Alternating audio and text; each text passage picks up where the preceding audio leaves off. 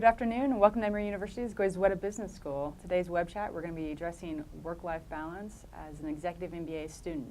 I'm Nicole Hippass, Director of Program Marketing here at Goizueta, and I'm joined today by Wendy from our Executive MBA Program Office and two of our current Executive MBA students, Andy from our Weekend Executive MBA and Nicole from our Modular Executive MBA. I'll have them introduce themselves shortly, but first I want to do a little bit of housekeeping. We are recording this chat in its entirety, so if you miss anything at any point or have to jump off early, no worries. We will send you the chat and the slides that we show today via email within the next week. We also want this chat to be very interactive, so if you have any questions of our panelists, please submit them at any time. We'll do our best to answer them on air. We also have a few folks behind the scenes that will help answer questions as well. Many of you actually submitted questions when you registered, so we appreciate that, and we'll start by covering some of those. But before we do that, Wendy, would you like to start an introduction? Yes, thank you, Nicole. Hi, everyone. My name is Wendy Sung, and I am the Associate Dean of our Working Professional Programs. That includes our Evening MBA program and our two versions of our Executive MBA programs, which we will talk a little bit about today. And I'm Andy Cobb. I'm a WEMBA 18. I'm the Senior Director of State Health Systems with the American Cancer Society. It's basically public health consulting, and very excited to graduate in a couple of weeks. Hi, my name is Nicole Haig. I'm part of the MEMBA 18 class, and I'm an emergency medicine physician, and I've been practicing in Atlanta for 17 plus years. All right. Well, thank you for your time today. Wendy, I'm going to start by asking you the first question, and it's really just explaining the cadence and the differences between the two programs in terms of how long they are and when they have to come and be here for classes or take classes. Absolutely. So as you know, we have two Executive MBA programs, and as Andy and Nicole fondly referenced their program, we have the Weekend MBA program, which we shorten to WEMBA, and we have our Modular MBA program, which we shorten to MEMBA. So our Weekend program is really designed for people who like that in-person constant learning environment. It can be anywhere from 16 months to 20 months, and that variability is because there is quite a few electives that is part of the program, and so you can accelerate graduation, or you can accelerate completing your degree in that program in 4 semesters, which is 16 months, or 5 semesters, which is the 20 months. In the Weekend program, the students come every other weekend on Friday and Saturday, and they meet for the entire day. For our Modular program, that is really designed for executives who travel a lot or who have a schedule such that they really can, it makes more sense for them to take off a week at a time. So there are 9 residencies, 9 one-week meetings throughout the course of the program, which is 19 months. And they get together for 1 week in person on campus every 2 months or so. And in between that 2 months, in between their in-person residency, there is a distance portion where they're continuously learning and interacting with the faculty and with their classmates, but they do it in a distance format. So they'll log on using a web platform to continue the classroom learning, but that is virtual. So that's kind of the short and sweet about the two programs. That's great. Well, since we have a representative from each program, I'd love to get your perspective on how much time you actually spend in class, and then outside of class, how much time you spend preparing and studying. Okay. You want me to take it first? Sure. Okay. So, in addition to the every other week, so you've got all day Friday and Saturday from 8 to 5:30 generally, and at least for the first couple of semesters. And after that, you can do electives, and so the schedule may change slightly. But I mean, really, the terms, it depends on the courses that you're taking and how much time you need to spend studying and reading. You generally are going to have some amount of reading that varies by course that you need to do for each class, and then assignments that are kind of timed throughout each course. And so it again, varies a bit by course. On average, what I did personally was just to spend about 2 hours each evening focusing on either reading or working on an upcoming project. And I found that that discipline and set schedule was really helpful for me. I've got 2 small kids, so it was very easy to say once they got to bed. It was usually that 8 to 10 window before I was exhausted. But, well, actually after I was exhausted, getting the kids down to sleep, and then a little bit after that, being able to just really focus on that time and having that set aside for studying or group projects. Well, for the MEMBA program, we usually were in class or are in class anywhere between 8 a.m. and 6 p.m. depending on our coursework. And we definitely had a pre-residency requirement or expectation that we would prepare for classes before we came in for our week on campus. Usually we had anywhere between 3 to 5 classes depending on what electives we were taking to prepare for. And yes, for the 3 weeks before we came in, approximately, the expectation would be that you would probably spend anywhere between 1.5 to 3 hours per night sometimes preparing, reading, getting prepared for presentations. And a lot of the classes had assignments that were due the day that you started class. So the expectation would be that you would be working on that coursework prior to coming in. Once we finished residency, then we would have our post-residency work, which could include papers, preparing for final exams, which could be in class or out of class. And it just depended on the course load and the number of electives that you chose to take.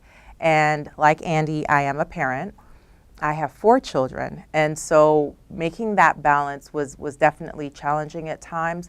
But I would do the same thing. When the children went to bed is when I would definitely try to take advantage of that time before I myself fell into a semi-comatose state. But on average, we say roughly 2 to 3 hours per an hour of classwork. So, yeah. Correct. So that's And that's about- accurate. Yeah. Right. So for the weekend program, just to make sure that it's clear, the weekend program isn't an in-person, on-campus program every other weekend. The MEMBA program, our modular program, is a hybrid program. So Wendy, can you touch a little bit on, especially for the modular program, how much time does someone actually have to be on campus? Yeah, so there are 9 one-week on-campus residencies. So it really is 9 weeks that you're physically on campus. Well, 8 weeks that you're physically on campus, and then we have a 1-week global immersion trip. So that could be anywhere in the world. But 9 weeks where the cohort is physically together. So. Okay, great. So we did have a question submitted by one of our viewers, and it's all about how much time is spent on team projects. You guys addressed kind of your own personal study styles, but this is an MBA, and business school is known for team projects. Can you touch on that? Again, it varies by It does. course, by program, and by team. So Absolutely. we had a lot of the team-based projects where I think initially we'd set a ongoing standing team call once a week. And again, I think that helps just to have something scheduled and set up on so that you know you can plan for that. We didn't necessarily use all of those team calls or go for the full amount of time that we had blocked out. But also I'd say some of the team-based projects, you begin as a team, you split up and kind of divvy up the work, and that's probably the smarter way to do it in a lot of Correct. cases. As long as you come back together as a team. Reconvene, right. Because sometimes it can be really apparent when you divide and conquer if it's Right. not a cohesive project. But so I think I would say that it just varies, but I would probably block out like 2 hours per week on average for group-based projects. Some of them will be much more intensive and concentrated in time. So there is an impact program that's a part of both programs where you're doing kind of a consulting project for a client. We had a lot more intensive face-to-face time with our team for that. And then also some simulations that are team-based where depending on the team you can spend a lot more or less time on that. I agree. If I had to break it up in percentages, I would probably say anywhere between 35 to 40% of the program is team-based. So you should expect that you're going to build those relationships. And I will say from my own personal experience, having gone through medical school, it was not team-based. So this was a first experience for me, and initially it was challenging especially that first semester when you're trying to get used to being back in school. And several of our classes, most of our classes were team-based. And it ended up being a really positive thing. It was a little rough at first, getting personalities together and getting your schedules to work for those meetings. So like Andy said, we also had standing meetings every Tuesday, 8 o'clock. We committed to it no matter what was going on. If you were in the car, you were on the call. If you were at home getting kids ready for bath time, you were on the phone. No matter what you were doing, we committed to that time. And we did it because we wanted to make sure that, one, we committed to the team first and foremost, and secondly, that we were able to get these assignments done in a timely fashion. As the semesters went on, I think we became more efficient, and we weren't on those calls as long. Initially, we would set aside an hour. Sometimes we'd be on the phone an hour and a half, 2 hours. But as we got better at becoming teams, that time was more efficiently used, and we were consistent with the hour, and sometimes we didn't even have to use the hour. And I will say that you will learn to appreciate the teams because we all have our own strengths. And that is the great thing about business school. You get to see what strengths are within your team, and you utilize them, and you learn from each other. And that was a big part for us. Oh, absolutely. And I think, the real value of having the teams is that even if you've worked in a team-based environment as a part of your regular career, you're going to learn something about how to effectively form a team, how to lead with a team, how to be a good team member. There's just a lot of soft skills that come from this that it's a really good, safe space to practice those skills. Yes.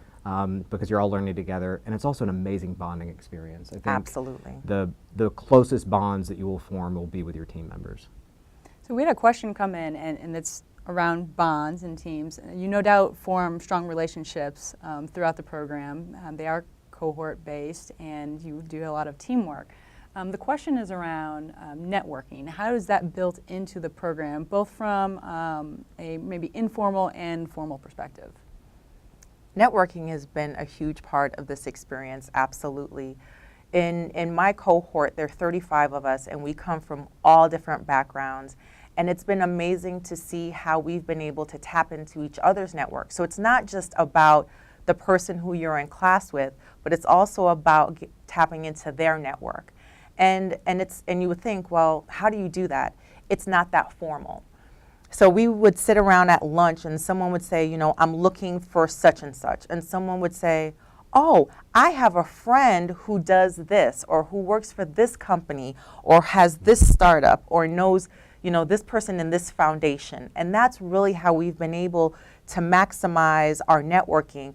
Again, I don't think that was one of my best skills before I got here, networking. I really don't think it was. But being here and realizing that these people are not just assets, but they're your friends and they want to help has really opened up my network and made me realize that I'm here to help, and their willingness to help me has come naturally.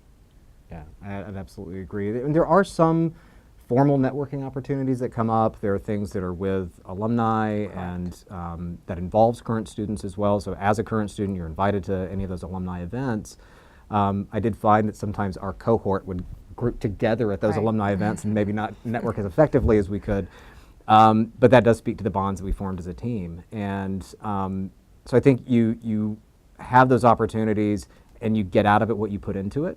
And so I would definitely say take advantage of every opportunity that you have for both the formal networking and the informal spending time with the groups at lunch. Certainly you can break away if you need to do some work during lunch, but there's a lot of value in just having that face time together. And just to add to that, in addition to sort of all the informal networking that you all do independently, there's also sort of a structured, some structured activity that we also bring to as part of the program office and as part of the program. Andy mentioned, some networking activities with our alumni, but we also feel that the family is really important as part of this process as well. And so when we start the program, we do partner onboarding so that they understand sort of all of the activities and all of the cycles that the students will be going through. We also have things like a family fun day so that families can come on campus and get to know sort of the cohort that you're going to be spending a lot of your time with. And as part of the program, we bring in executive speakers to share their advice and their story with our students, along with other cross-cohort networking events that we try to promote. So there's definitely a lot of things that happen throughout the program, both formally and informally. A lot of it depends on sort of the amount of time that you have to interact and engage in these activities. And I think Nicole, you mentioned that, you know, while you're in the program, it's really helpful if you can just spend that time focused on the program and not, you know, go off and work on work, you know, because then you can get the most out of the network and your cohort mates and all the other activities. And just to add on to that, as far as the formal networking, I will tell you, it wasn't always easy to do that, especially in the evenings with family. I would strongly encourage you to do that when possible. And the networking events that I've gone to have proven to be very, very helpful. And it's exposed me to other programs that I then became interested in and became a part of. And I would never have been privy to that information had I not attended those programs. And then being able to speak to executives in residency or alum who've come back, they've been able to give me an insight that my cohorts, my classmates, my friends just have not been able to because they're not at that point yet. And so when you come, just like Wendy said, what you put into this program is what you're going to get out. And I would encourage you, even when you're fatigued, when you're like, oh, I need a break, put that effort forth. It will come back and it will blossom so much more than you would ever expect. Even if it's not in that immediate moment, it will. So Wendy, can you talk a little bit about the benefits of the cohort structure? Because both of these programs are cohort based. Yes, and the benefit, both of the programs are cohort based, which means that they go through all of the core classes together, and you get a choice in the electives where for the WEMBA program there are more electives that you can choose. But the cohort itself is so important because, you know, no one knows what you're going through except for the other people in your class, right? And your peers and your classmates. And having that as a support system to go through this process is amazing. And, you know, because you're in every single class together, everyone comes from a very different background. And so they're able to bring their lens and what they see in their industry or their function into the classroom discussion, which makes it amazingly rich. And, you know, as Nicole and Andy talked about, sort of during lunchtime, you know, when after class and they're grabbing a beer or what have you, you know, it really is amazing the bonds that they form and the experience, the common shared experiences that they have, that they can really, you know, 10 years from now they can leverage and call back, and you know, all of these people that you went through the program with will be right there with you whenever you need them. So it's really an amazing experience. Right, and a built-in support system. Yeah, Yes. that's terrific. So Wendy, you actually talked about how we integrate families, because that's another support system that our students have. Can you guys talk a little bit about how important it is to get family buy-in for someone who's thinking about pursuing an executive MBA? I would definitely say that family is going to be a huge part of this. They're going to, and you also have to be aware that they're going to be making a sacrifice also. So you're not the only one in this process. They're a part of this process, and you need to always acknowledge that. So for me, I'm a single mother of 4. So my support network really came from my mom. Thank God for my mom. My dad, my sister, my friends. It was literally like a tribe helping me to get through this process. And so I feel almost guilty that only my name's going to be on the diploma because I feel like so many other people's names should be on there also. It is very important that your family, your partner, your spouse, your children understand that you are not going to be there as much as they would like you to be there. There are times when you may be late for dinner or you may be late for that soccer game, but you're doing it because you're doing it for the entire family. And it's really important that they understand that. And the times that you are there, be there. Because when you're not there, you're going to be with your team or you're going to be reading a book and you're going to be focused on that. So when you are at home and you'd rather go and take that nap, be there for your family so that they can understand and see that you're vested in both. You're not just vested in this education, which they can't see the long-term benefits for, but they can see that you still love them. And I think that that was a big thing for my children, especially because initially, especially early, they were like, oh my gosh, you're at school again? Like you're on the phone with your team again? And I had to sit down with them and really have a conversation and say, look, I love you and I'm so sorry that, you know, maybe I was late for that game, but we only have 16 months to go, 12 months, and we did a countdown together. That was a big thing in my house. We did a countdown. And now, you know, we got to 2.5 weeks. And that made them kind of understand that this is not forever, especially for the children. They were able to see that that was not forever. But the buy-in was big and the support was big, because sometimes I just needed someone to say, you know what, I love you, you've got this. Yeah, it's, I agree with everything you said. I think the support is crucial, the clear communication and expectations, so that, you know, your partner, your family, whoever's giving you that support, really knows when you need that time, and you know, making sure and they're absolutely happy to give that to you, as long as you're able to communicate that clearly. So I think coming into the program, having a good expectation of what that is, it was a really great job of that kind of introductory program with partners, where, you know, they got to even have like a little bit of lecture and learn more about the program, bringing in alumni and their partners to then speak as well and help to, you don't really know it until you go through it, but helping to share their experiences and some expectations there. And then I think the other thing is to just make that time that you don't have to focus on class, whether it's in class or working on a project, keep that time with your family sacred. And you know, when I think about priorities for me, it was family, top, and then school and work kind of tied for second, but a distant second. That I really wanted those weekends, and that was one of the reasons I chose the weekend program. I was actually considering the evening program initially, and realized that just with 2 kids, then that was going to be more dinners where I wasn't going to be with them, more bath times I would miss. And with the weekend program, Fridays, every other Friday was really manageable. They would be in school anyway, and then it's just every other Saturday that I was really missing. So those other Saturdays and Sundays, we had some really focused time and made sure to make the most of that. But I think just giving them the expectations and why you're doing this and why this is important and why you're really doing this for your family as a whole is key. So with work commitments, school commitments, family commitments, how do you balance what you focus on any given day or week? It's a juggling act. Absolutely. You just sort of prioritize, and you have to plan, and you've got to look and see, okay, what is it that's coming up, what's crucial, where do you have flexibility, and then pull in help.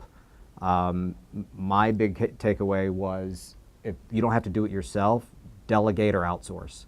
So Instacart for groceries, we brought in a part-time nanny that was picking up 1 kid, and because my wife's work situation changed a bit and became a little bit more demanding, and so we really need to pull in some extra help.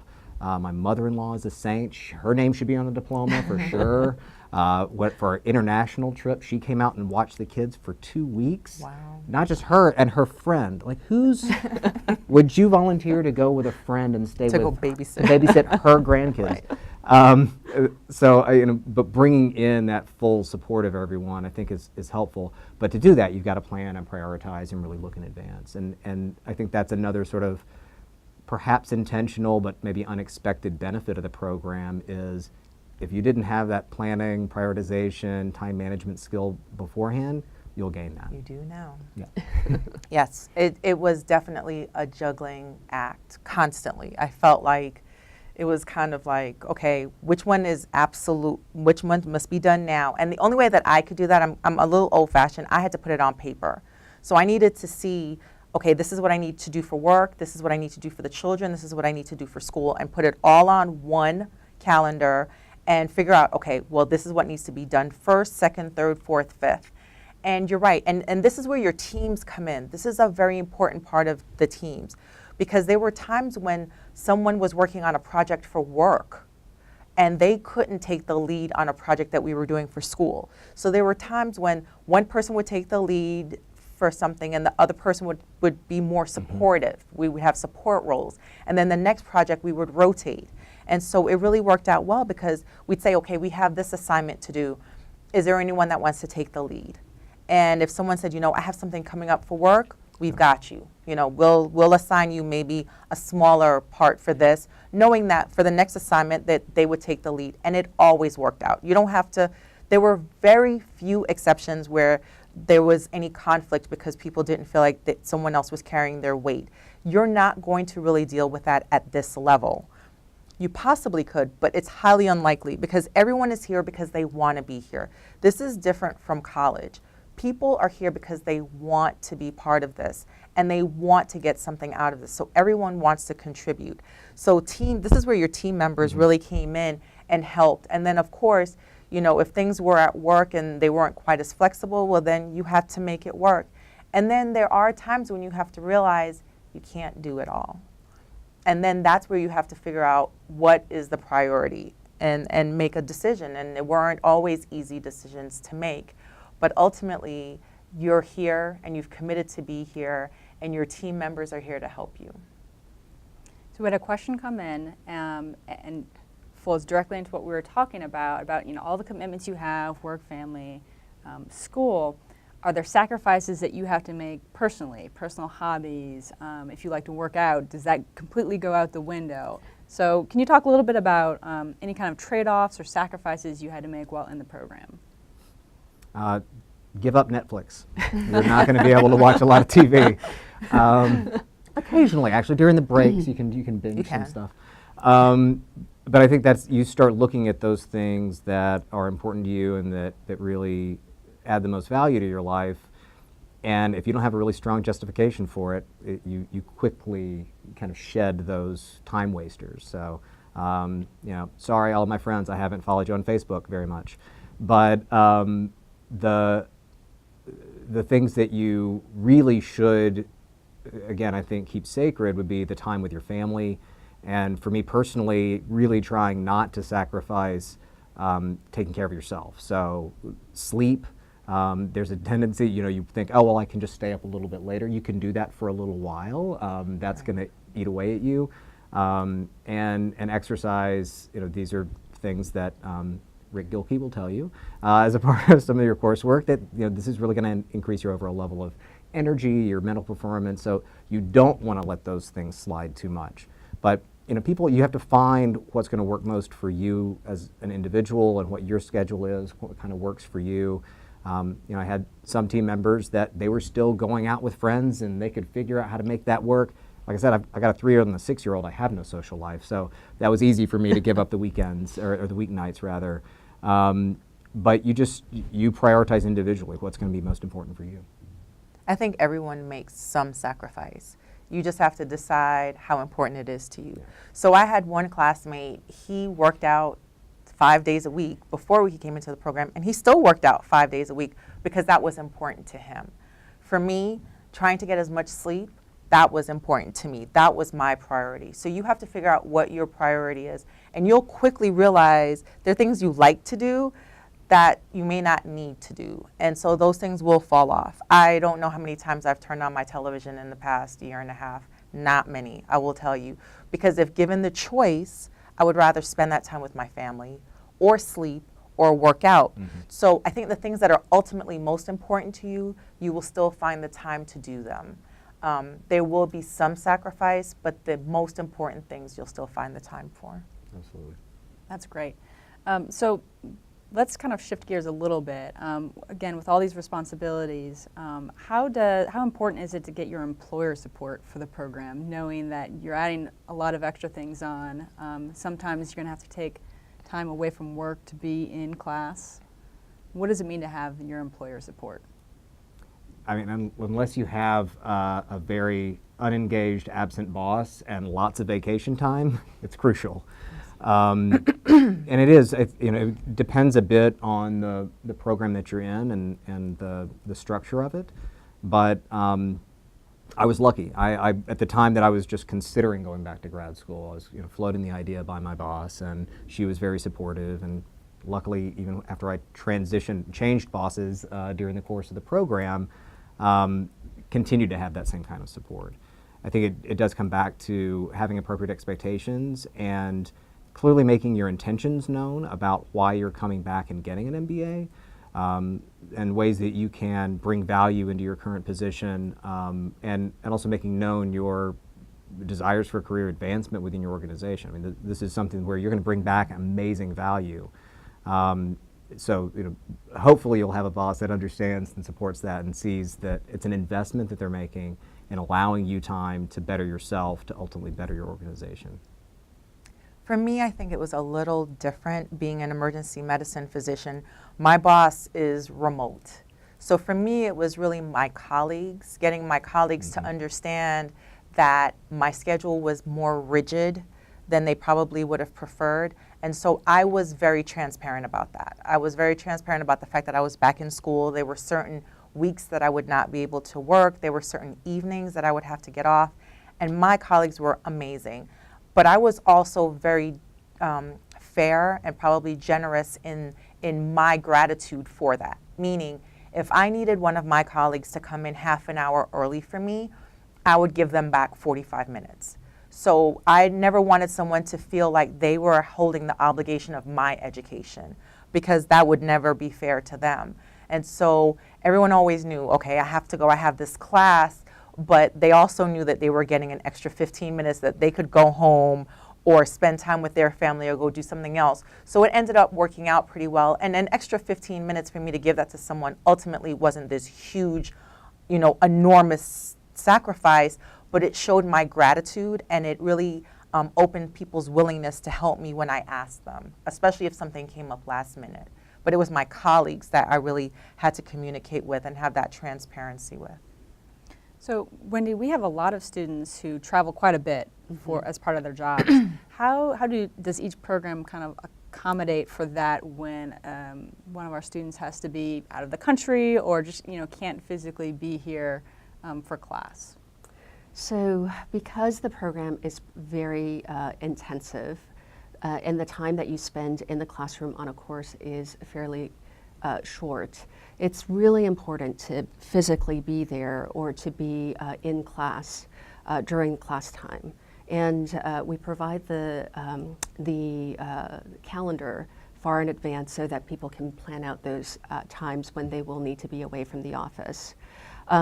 Obviously, things never happen, the way you plan. Life never happens that way, and emergencies do come up. But those should be sort of one-off, non-recurring emergencies that occurs. And we know that we're working with a working professional population that have other obligations as well. So we'll definitely work through those situations on a one-off basis.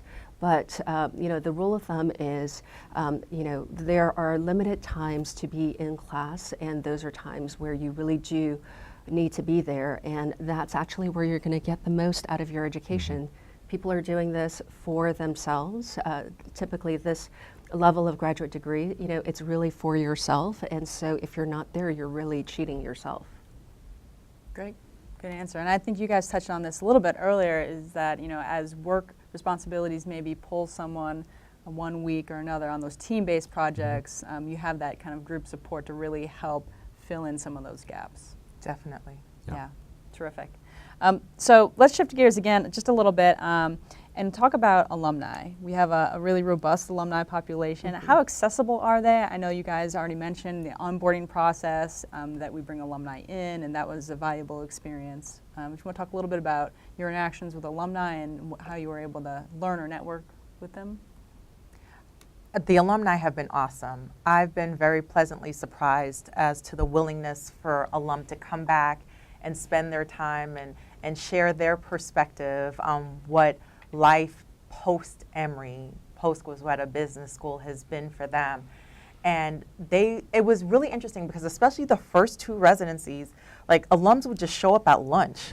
We'd be sitting there and these people would show up and they're like, hey, you know, I graduated last year or 2 years ago. And I'm like, and we'd say, wow, they're just coming, and they just came back to hang out just because they love the school, they love the program, and they're vested. They wanted to make sure that we were successful in our endeavors, and that speaks volumes to this program, volumes. Because the fact that people are willing to sacrifice their time in the middle of the day to come and have lunch with us or to come to one of our events in the evening when they could be with their families or doing something else really shows a genuine interest, love, and just being vested in this program. And it's been great. It's been great to have, again, another group of people who know what you're going through. Another group of people who can say, you know, as you're telling them what your plans, potential plans are for the future, to say, that's great, but you may want to consider A, B, and C. This is my perspective based on what's happened. Priceless, priceless. And even if you don't agree with them, it's still good to hear someone else's opinion on something who's ahead of you. And I found that at every level. They've come to lunch, they've come to evening events, they've come, even when we did our West Coast immersion, we had alum there. And people, you know, just showed up just because they wanted to be there. And it's been a great experience, just being able to talk to them and get that insight.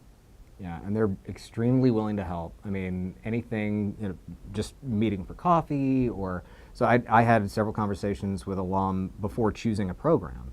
So I was asking about the differences between the programs, and the office is really easy to get that set up, and just reached out. And you know, these are busy working professionals as well, but they're just incredibly giving of their time. And again, I think you've got this common bond that you're going through this, they've been through this, they can share insight and perspective, definitely get some feedback on what electives to take.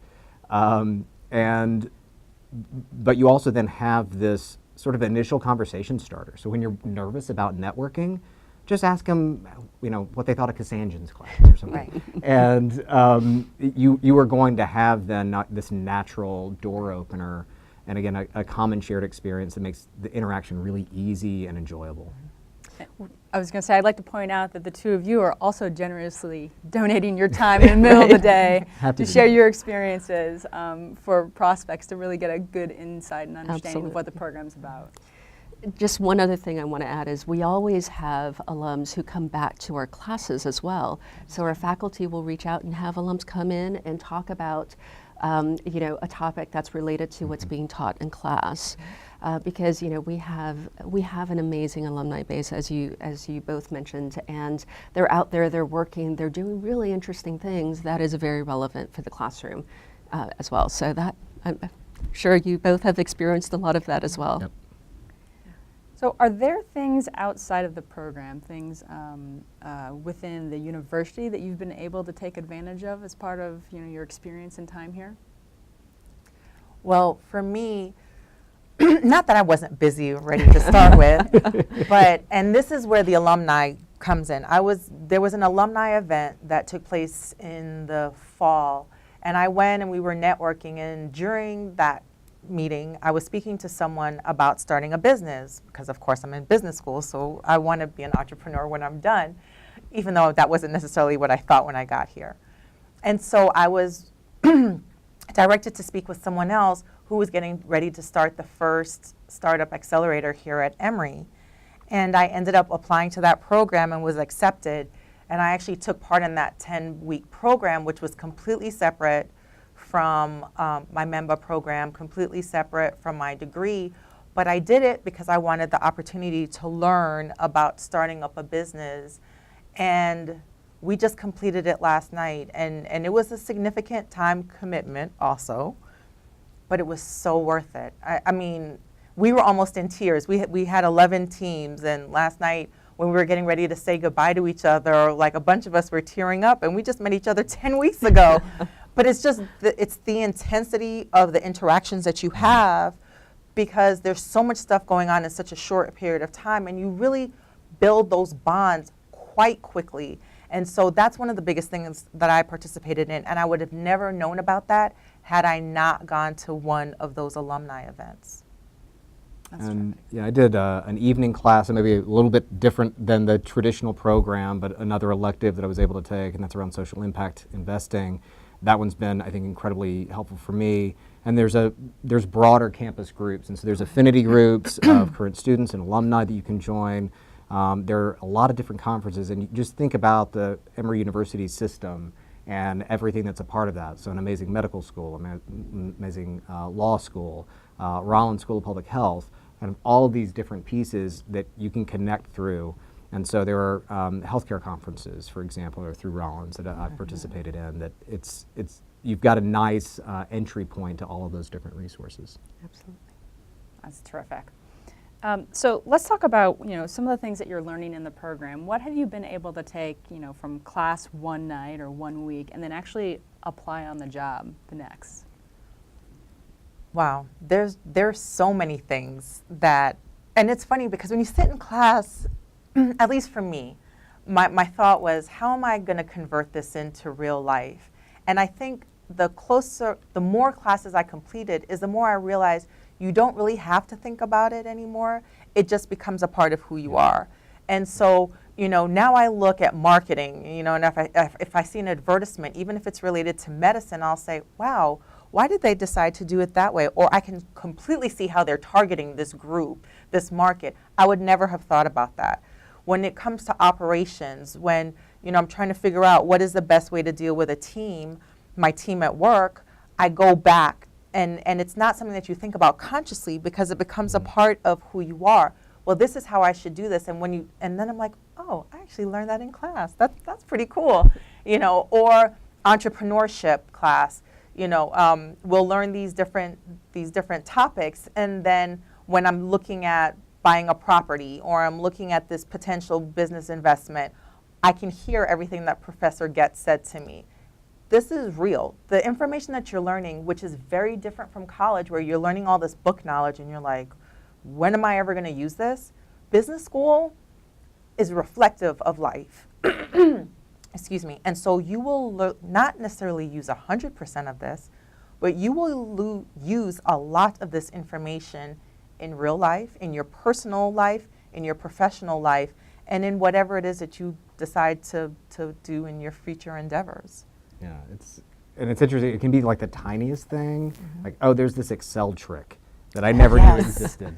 And then stuff that Excel. just saves you a ton of time, and then you teach everybody at work and they think you're a genius in Excel. Yes. And, Absolutely. but then it broadens your perspective for solving problems, and it just changes the way that you think fundamentally. Yes. And so now you've got all these additional tools and resources at your disposal, and you're applying these different perspectives from a marketing standpoint, from a finance standpoint. I do think probably the most impactful from my work has been some of the leadership skills and working with teams, a lot of those maybe soft skills. But it's changed the way that I've managed my team. It's changed the way that I've managed up and worked with my peers. It's been really, I think it's changed the way that I interact with everyone. In fact, there was some stuff that we were talking about through organizational behavior and some of the assessments that you do and personality assessments.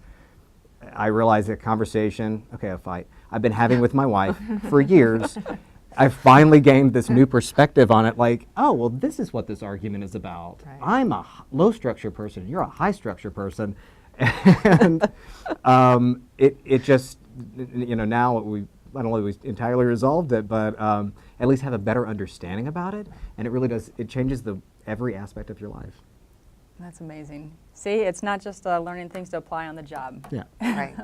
Is there something that you've learned in the program that really surprised you, either about yourself or about the program, and something that you expected was going to be one way and was completely different? I would say that one. I wasn't expecting that an MBA program would help with marital issues. I'll say the team. The team was a very pleasant surprise for me. I had not had necessarily the most positive team experiences in college. And I will say my team experiences, and you will have several different teams during your time here. We do rotate, so you don't have the same team for every residency. We rotated every 2 residencies-ish. So you had an opportunity to be on 4+ different teams. And depending on if you took an elective, then maybe even more additional teams. The team dynamic worked out very well for me this time. I felt like I learned so much because there were things that I was very strong at, but there were things that were not necessarily my thing. And my teammates really took the time to teach me. I'd never taken a finance class before. I'd never used Excel. I was like, I needed Excel for dummies. It was so bad. And my classmates took the time to really teach me. And even though I am by far not an expert, at least I can do something now. And if it wasn't for my teammates, that would never have happened. And, you know, I've had teammates who were most of my teammates were in different areas professionally, and they were able to teach that. And they were able to bring in perspectives and teach me. And it was just, that has been probably the richest part of this entire experience for me. And it was a very pleasant surprise because I was a little hesitant about the team part of this. I had some real reservations about how that may go, and I was wrong. And I'm glad I was wrong. And there's a lot of support for working with teams too. So we actually have coaches, and Correct. So if there are conflicts that come up, I mean, part of the expectation is you should be able to figure that out somewhat Correct. yourself. But if there are challenges you can't get past as a team, then there's other resources that are available too. I think for me, maybe the other thing that was surprising for me is how much fun it is. We actually, you're working really hard. It's a lot of time. It's a big investment. But we were talking about like jokes that we had as a group that just sort of happened naturally. And so it is, the time actually kind of flew by. It did. I'm really sad. Don't get me wrong, I'm happy. Don't be confused. Yeah. I am very happy that graduation is in 2.5 It's weeks. bittersweet. But it is Yeah. very, very, very bittersweet. We're already planning our reunion for next year. Good for you. So, wow. Yeah. I've got lunches lined up for the next couple of months with all of my team members. Yeah. That's wonderful. How social is your cohort and your group? I mean, obviously you're spending a lot of time together in the program. Do you have opportunities to spend time together away from the program, or at least, you know, engage or interact? Absolutely. I mean, and for us, we do dinners, people will meet for lunch, and it's not going to be your entire class. That's not realistic. But there'll be 5 people who will meet here, or 2 people, or 10 people, depending on how many people you can get together. But we've really made an effort, and not everyone, just to put this, not everyone in my cohort lives in Atlanta. So we have people who live outside of the country. We have people who live on the West Coast, who live in Texas, who live up north. And so for them, when they were in town for residency, we would make an extra special effort to make sure that we had group dinners to include them. Or we would take pictures when we all got together and send them a picture and say, miss you, wish you were here. But we definitely made the effort to meet and have that social time. And towards the end especially, we did it because we wanted to do it, not because it was a team meeting or something to have to do with school. We just actually really enjoy hanging out with each other. And that's how you know this has really been such a priceless experience, because you come in thinking you're coming for 1 or 2 reasons, and what you get out of it is so much more. And those relationships is that so much more. Yeah, absolutely. And it, like you said, kind of varies by person too, how much Correct. time you've got. For the people that are traveling in and staying at the Emory Conference Center, that kind of became the hub. Right. And so it was very easy for us to get together, and you just had this expectation, pretty much any class night, somebody was going to be getting Right. together. And so you had that option to join as you could. You know, if you've got kids, you might be more inclined to get home. Right. The single folks, or the folks without kids, they tended to enjoy more of those, I would say. They did. But then also, as a part of the program, the trips that you take. That's where you probably have your strongest bonding that happens. And that was one of the great things, again, with the international trip that we took, was being able to have partners join. That's not a planned part of the program for them, but they're welcome to attend. And so some of the partners and my wife, they got together and they planned different activities. So while we were in class and visiting companies in South America, they were off playing polo in Chile. And so it was, I think they may have had a really good time as well. But because you have that focused time together, it really, you have that opportunity to build and strengthen those relationships. But yeah, I'd go back to, again, you get out of what you put into it. So Nicole and Andy brought up a really good point that quite a few of our students do not live in Atlanta or even Georgia. They are living in other states or other countries. For those folks, where do they stay when they come for class? Yeah, so we have Emory Conference Center, which is a hotel right on the Emory campus, is where we have a contract for these individuals to stay at. And it's really convenient. They can walk to the business school, or we have a shuttle that can bring them to the business school. But we will arrange for breakout rooms and things like that at the conference center for people who are staying there, so that they have a space to work if they want it to be work off campus.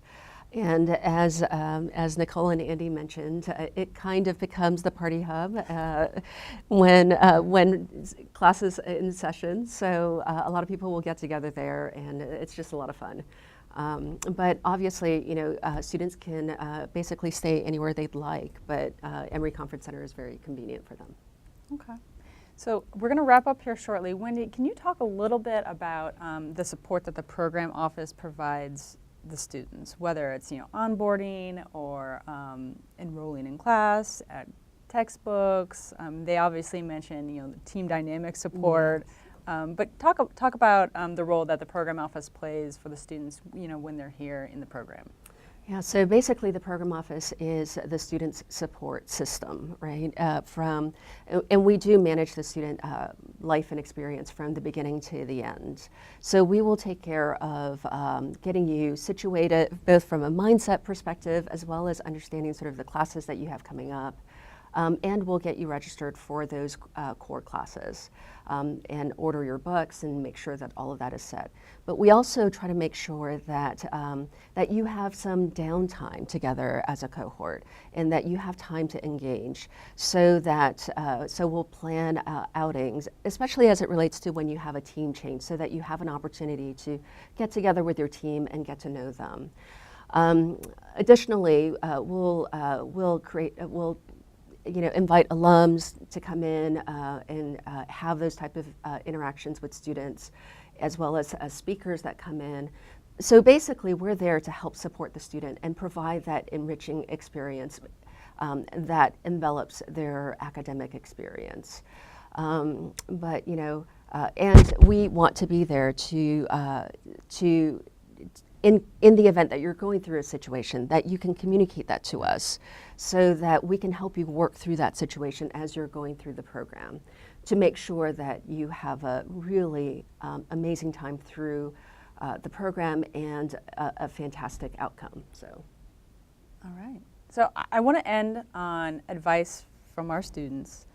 Is there something that you wish you had known or someone had told you before you enrolled in the program? It's a really good question. Because that's the thing, I talked to a lot of alums before, so I think they told me everything. Though I do think the one piece of advice that I got that was really good, and it helped that it was an alum then also speaking to my wife to say, he really needs to make time to go to the happy hours. You have to give him the time. But I do think that invest in the social aspect of the program, whether it's the 18 or the 20 or the 16 months, however much that time, it really does fly by, and make the most out of it while you're in it. There may be times where you feel like you just want to kind of check out, but it really does fly by, and I think the investment's well worth it. This is what I would say. This program, I can't compare it to any other program because I haven't been part of another program. But what I can say is that this program is rigorous. Don't give up. There are going to be times when you feel like it's just too much. You've taken on more than you can actually chew or swallow. Don't give up. You can do this. There are hundreds of us who've done it ahead of you, and you are part of an amazing team. And if you feel like you can't do this, before you make a decision to stop, let us encourage you to stay. And you have the program office. They're amazing. Yeah. I mean, they're amazing. Because all of us, I think at one point or another, have gone to someone in that office to vent our frustration about something. May it be personal, may it be professional, may it be academic. You will have an amazing support network here between the program office, your classmates, and alum. We want to see you succeed. And I did not know just how much support there was in this program. And that support has made it so that I want to make it so that someone else can have that positive experience too. So no matter what, you can do this. You will be discouraged, you will be tired, but you will and you can do this. All right, I think that's a great place to end our chat today. Thank you for your time, for coming in. I have a feeling for our prospective students, if you join the program next year, you may be seeing more of these guys as alumni. Probably. The food's really good too, so we'll at least come back. We'll come back for lunch. We'll definitely come back for lunch. Perfect. We entice them back with food. Exactly. There are 2 more upcoming web chats that are on the screen. One about career goals with the MBA program. That's in June, and in July we have an Ask Us Anything. So any questions you still have, we're here to answer them. Not on the screen are 2 webinars that we also have scheduled in May. These are going to be led by faculty and different areas of thought leadership and research. You'll receive links to all 4 of these events, the web chats and the webinar, in an email within the next week, along with the video of this chat. So again, if you missed anything, don't worry, you'll get it in your inbox soon. Thank you very much and have a great afternoon.